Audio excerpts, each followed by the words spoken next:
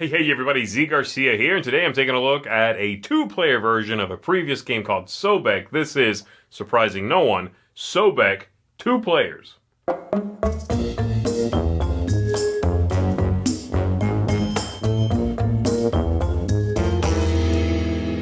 In Sobek, 2 players here, each player is going to be collecting goods, and you are then going to be turning around and selling those in sets in order to score victory points, make gold is the idea. So you've got all sorts of things, grain and stone and fish, various other things. Collecting those, moving around a display of tiles.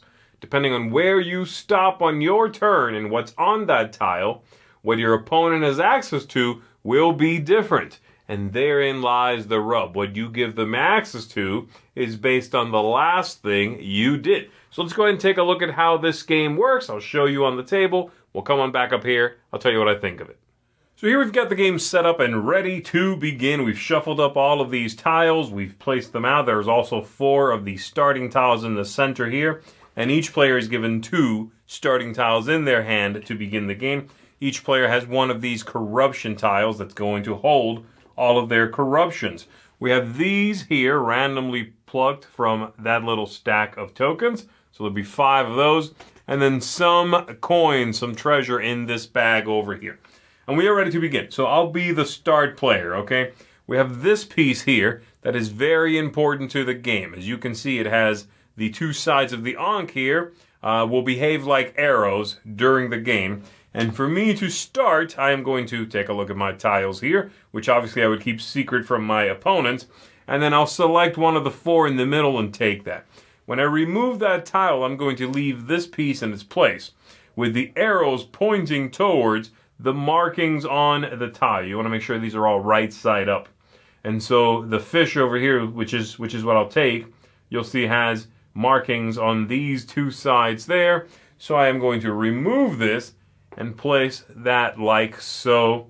So it highlights this line here. All right. And now my opponent will take a turn. So from now on your turn, you are going to do one of 3 things. The first one is taking a tile from the line you're pointing at. Second thing, selling a set. And third thing, using a character from your hand for its special ability and then discarding it. So the first thing, taking a tile from the line you're pointing at. Here's what my opponent has here.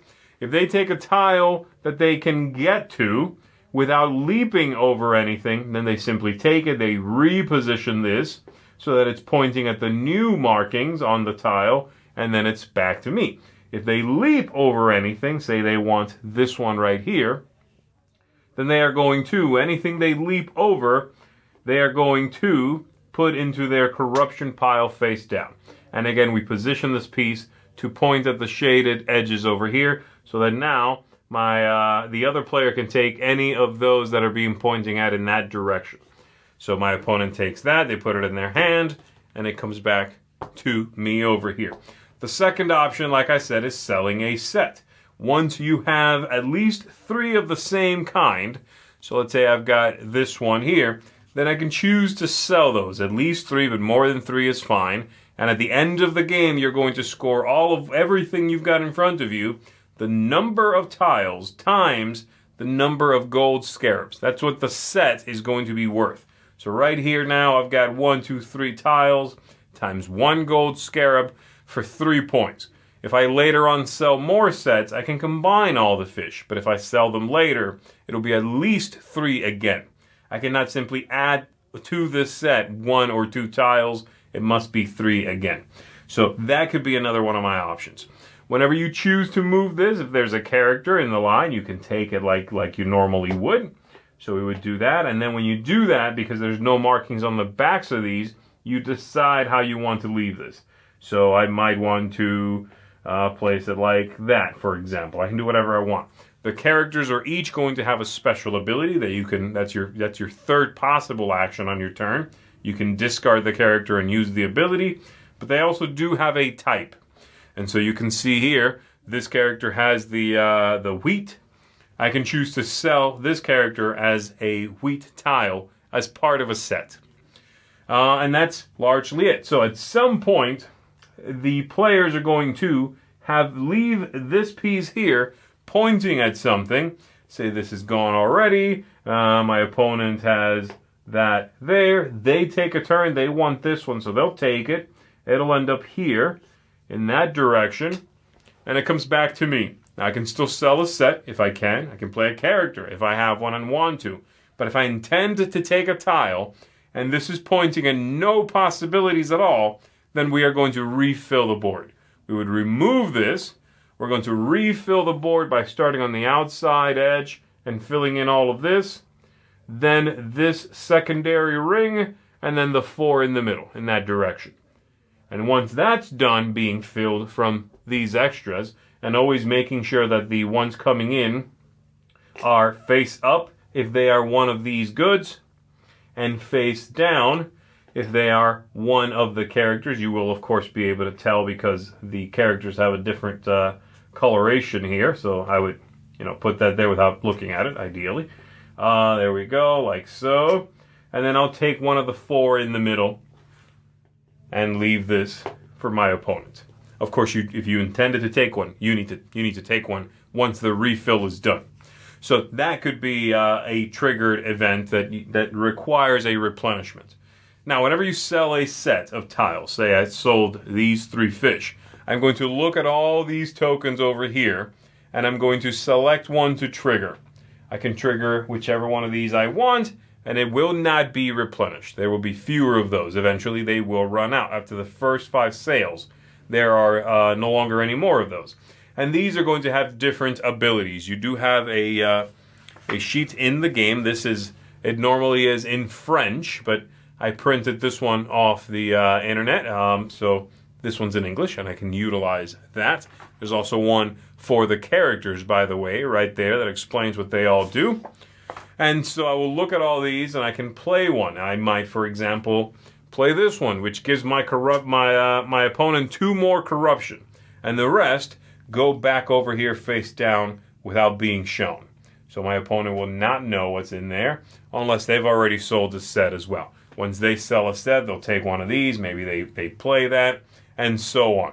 So those are limited. They will run out, and you continue selling sets after that without taking that benefit for it. A couple of other things I want to point out here and highlight. These pieces here are wild, and they can be sold as part of any set. So it'll become whatever you want, but they have to go with something. That you cannot just sell 3 of these. They don't belong to anything then. So I can do that and sell this as 3 fish. And then you've also got some tiles that show this symbol here. Whenever you pick this up, you can choose to keep it as normal, or you can choose to discard that immediately and then reach in the bag and take one of the tokens in here, which is going to give you some amount of victory points. You'll keep that hidden on this side. All right? At the end of the game, which is when these tiles have run out and a player can no longer take an action. They have no character to play. They have no set to sell. And this is pointing at an empty line. At that point, we are done. The other player, if they have any set that they could have sold, say I'm still holding all of these cards, for example, well then, anything I could have sold is simply discarded. These 4 here I could have sold, they're out. Anything else I'm still holding, corruption pile. And then we are going to score, as you see over here. So we're going to score all of the different goods. Again, this is how you do it, scarabs times tiles. You are going to score any of these tokens you've taken, and then we deal with corruption. Ideally, you probably want to deal with corruption first, in fact. Whoever has the least corruption is going to get a token from this bag. And then I get 1 further token for every 3 that my opponent has above my own total. So if my opponent has that, they have 1, 2, 3, 4, and I have 2 corruption, I'm only going to get 1, because they're only 2 above me. If I had 1 more, I'll end up getting 2 out of here at the end for corruption. And I just add that into my score with my score marker right there. Whoever has the most points is the winner of the game. I'll talk about Sobek briefly, the original game, which is a card game, by the way, in a smaller box than this, about half of this. I'll talk about it a little bit, but I'm going to try not to compare them too much. I think a lot of folks haven't played Sobek. It's a fairly underrepresented little card game. It didn't get a lot of buzz. But it's sort of a similar idea where you are collecting cards, you are then selling sets of those things, dealing with corruption in a similar way.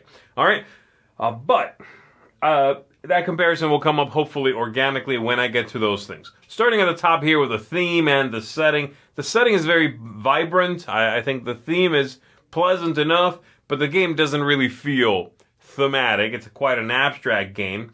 Maybe even more abstract than the original one in which you were gathering cards, and at least the idea was you were going down the river and getting goods. This market being this flop of tiles, and the reason why after you're done moving and getting something, your opponent can only walk this way and go buy something that way instead of just, hey, look, there's fish right there. You can't get them. They'll walk right by those fish. That doesn't really make a whole lot of sense. The aesthetics, I think, are great. The game has lovely artwork, good quality pieces. I like the wooden ankh. It's nice and chunky, very easy to see what it's pointing at, useful. The whole thing is great quality. Replay value. Yeah, it's good. I like that the game feels like a little bit of a different puzzle every single time you're up. What you take, what you want, what you're willing to take as corruption in order to get that thing, and then also noticing the markings on that tile and what it's going to end up pointing to on your opponent's turn. Do you take that thing you really want, but then you leave your opponent pointing right at a 3-scarab tile you don't really want them to have because you know they're collecting those? You should not do that then. You should do something else. And so I like the way that works. And then, of course, the coins in the bag, that's an interesting thing also to consider. There's a few different ways to try to win big sets, chucking tiles and just going straight up for the tokens, hoping that your opponent, going really low on the corruption and trying to stick your opponent with as much of it as possible, get coins at the end of the game that way. It's diverse different things you can attempt to do each time you play. The game arc. I like that in this game, and this is different from the original game, by the way, it really is just one long single round. It's like one game. The original one, with the card game, was 3 distinct rounds, after which you would score, somebody would slide back on the scoring track based on corruption, and then you gathered up all the cards, you shuffled the entire thing, you set up the game as though you were playing at the very beginning of the game. You did that 3 times. And those tend to sometimes make a game feel fragmented. In this one, I like that the reset feels organic when you refill the board, and then you go into just the next player's go. So it's got a different sort of cadence to it, where it doesn't feel, broken up. You just play until a player can no longer take a turn, and then you're done. That's the entire game, not a third of it. So I like that. I like the way that works out. And the game certainly gets tense towards the end, where you're not quite sure when it's going to be over. So you're sort of doing that, hedging your bets, like, can I get one more of the grain tile and sell 4, or should I stop messing around and sell the 3 I've got right now, because this might end sooner than I think. So I like that tension of knowing if you want to push your luck or settle for what you've got right now. Make sure you lock that in and sell it. Ease of play.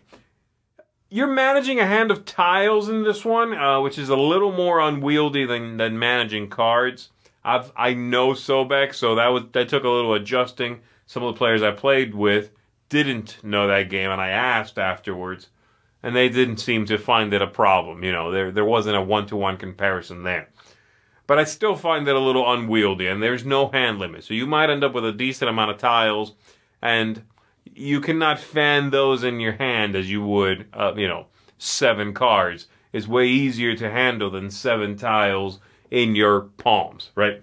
But having said that, the structure of the turns and the ease of play from that point of view is very high. On your turn, you can do 3 things. They are easy to explain. It is obvious to internalize what you can and should do. Then it's just about the decision to do one thing or another. Knowing, if you want to use that character now or hang on to it. Knowing if you want to use that character for its power or because it shows a stone and you can sell it in a stone set. Those things don't get in the way of the ease of play. And I like that. And speaking of that, tactics, luck, strategy. There's really neat positional considerations in this game. The entire geography of the game. This idea of lines and possibilities and what you can take and leave the other person. That's all new to this game versus Sobek, And I really like all that stuff. I think it creates a nice amount of decisions, some nice tension. It's all good. Yeah, there's some luck, certainly, but there's plenty of opportunities, it seems to me, for clever play, for forcing your opponent to take a suboptimal turn and in turn leave you a great opportunity. So, yeah, overall I would say this is a really clever, clean design that both certainly stands on its own, does not draw necessary comparisons to Sobek. In fact, again, I suspect many folks won't know the original one, and yet does not suffer from that comparison at all. In fact, I like this a little bit better than I like Sobek. I think this is a stronger game. For one thing, the corruption in this one, I believe, works better than it did in the original game. The corruption in the original game is particularly punishing, and it always felt a little worse than not. The reason for that being, in Sobek, when you are the most corrupt at the end of a round or the game, you go back on the scoring track based on your corruption. In this one, instead, you don't lose anything if you're the most corrupt. Your opponent just gets something, and that feels psychologically a little bit better. So there you go. This one's going to get from me a strong 8 out of 10. That's a seal of approval. I think it's a solid game. I definitely would recommend it if you like pretty, fairly breezy two-player games, but that give you interesting little moments, nice amounts of tension, and you don't mind the idea of sort of having a hand of tiles or any of that stuff. The characters, the special abilities you get from selling sets, that's all on one little sheet as a reminder, and that's all you got to worry about pretty much. So there it is, everybody. 8 out of 10 once again. Thanks very much for checking this out with me. My name is Garcia. I'll see you on the next one.